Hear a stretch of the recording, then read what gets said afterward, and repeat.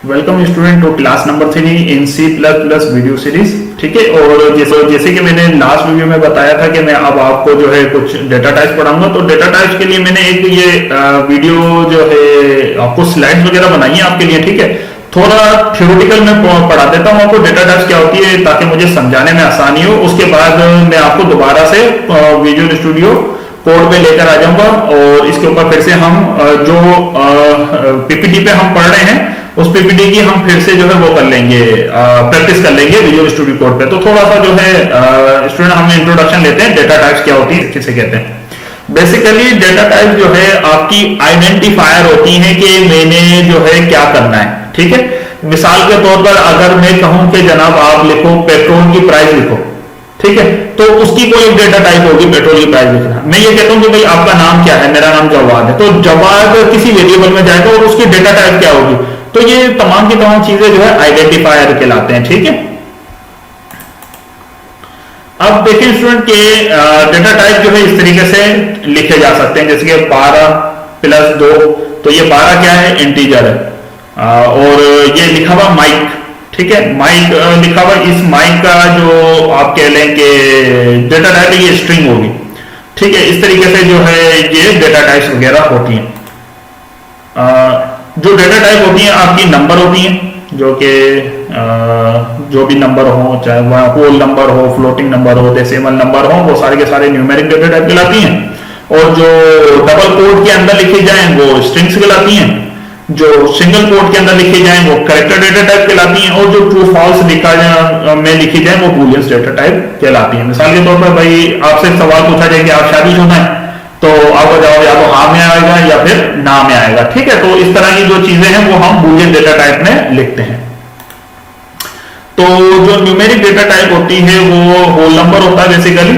ठीक है, और उसके लिए एक न्यूमेरिक डेटा टाइप होता है इंट, और वो 4 बाइट का होता है। और वो 4 बाइट जो है -2 बिलियन से लेकर +2 बिलियन तक उसकी वैल्यू स्टोर की जा सकती है इंटीजर डेटा टाइप के अंदर।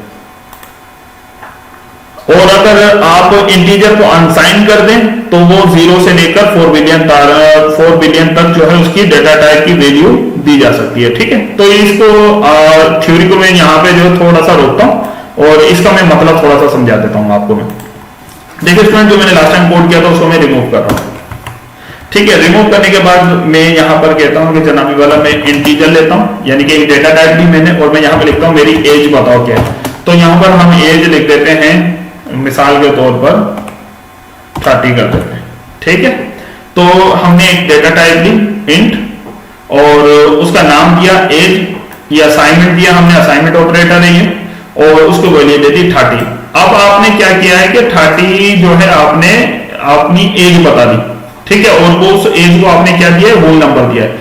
तो बेसिकली ये इंटीजर क्या करेगा कि इस नंबर को अपने अंदर होल्ड कर लेगा। ठीक है, ये अपने डेटा टाइप आपने बताकर उसको वेरिएबल बना दिया। ठीक है, अब ये वेरिएबल क्या होता है, किस तरह यूज करते हैं, ये अब हम नेक्स्ट क्लास में पढ़ेंगे। अभी फिलहाल मैं आपको डेटा टाइप पढ़ाना चाह रहा हूं। तो सी आउट करते हैं एज, और कंसोल विंडो पे आपका 30 लिखा हुआ आ जाएगा। ये देखें 30 ऊपर लिखा हुआ आ गया है। ठीक है, अब मिसाल के तौर पे मैं यहां पर कर देता हूं इस तरीके से 30, मेरी एज जो है तकनीक का 2 सैकड़ा 10 लाख है। तो ये देखें 10 लाख आ गई।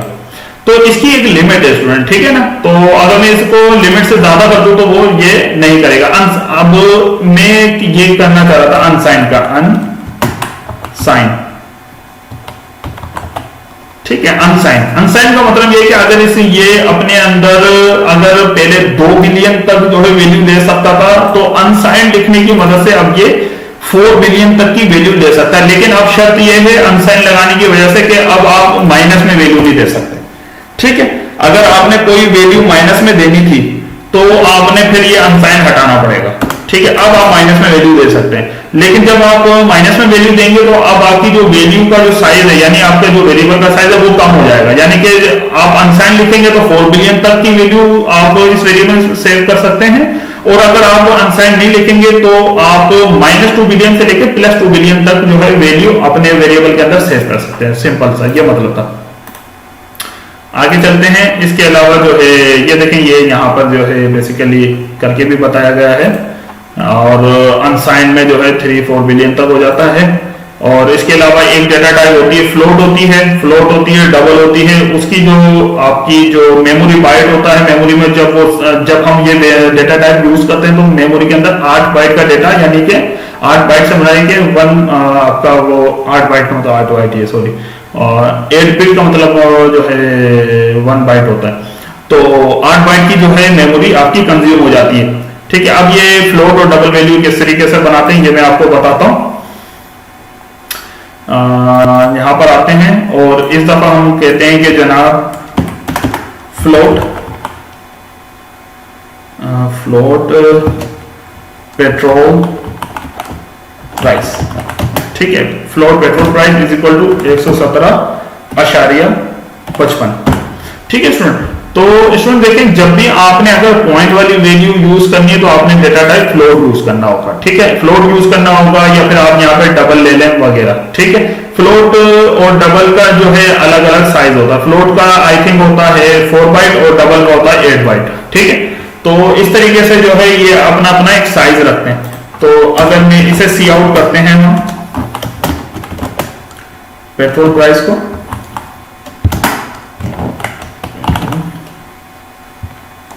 प्राइस, इसको कॉपी पेस्ट और यहाँ पे न्यू लाइन लगा देते हैं ताकि वो एज वगैरह और ये अलग अलग हो जाए, और ये चलाते हैं। तो इसमें देखें ये माइनस में वैल्यू आ गई है -3 लाख, और फ्लोट वैल्यू भी आ गई है 117.55। ठीक है, तो अगर मिसाल के तौर पर स्टूडेंट एक इंपॉर्टेंट बात जाते जाते इस क्लास को करने से पहले, अगर मैं इसे फ्लोट से खत्म करके एंड कर देता हूं तो पता है स्टूडेंट क्या होगा कि ये हमारी 0.55 की वैल्यू खत्म हो जाएगी। तो इंटीजर क्या करता है, सिर्फ और सिर्फ पॉइंट से पहले वाली वैल्यू लेता है, उसके बाद नहीं लेता। अगर आपने कोई पॉइंट वाली भी वैल्यू लेनी तो आपने फ्लोट या डबल वेरिएबल यूज करना होगा। ठीक है, ये देखें मैं आपको करके भी बता देता हूं। तो ये देखें 117 आ रहा है, सिर्फ और सिर्फ लिखा हुआ, 0.55 आपका खत्म हो गया। तो ये डिफरेंस है बिटवीन इंटीजर फ्लोट। ठीक है, एक और मैं आपको डबल का भी करके बता देता हूं जाते जाते। ठीक है, डबल करते हैं और ये चला के देख लेते हैं। ये देखें 117.55, ये भी वही आंसर आया है। फिर फर्क क्या है, फर्क सिंपली इतना है कि फ्लोट की जो मेमोरी साइज है वो छोटा है बनिस्बत डबल के।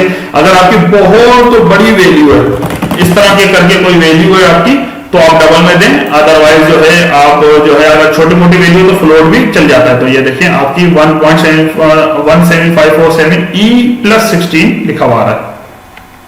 तो इस तरीके से आपकी वैल्यू आएगी इसके अंदर।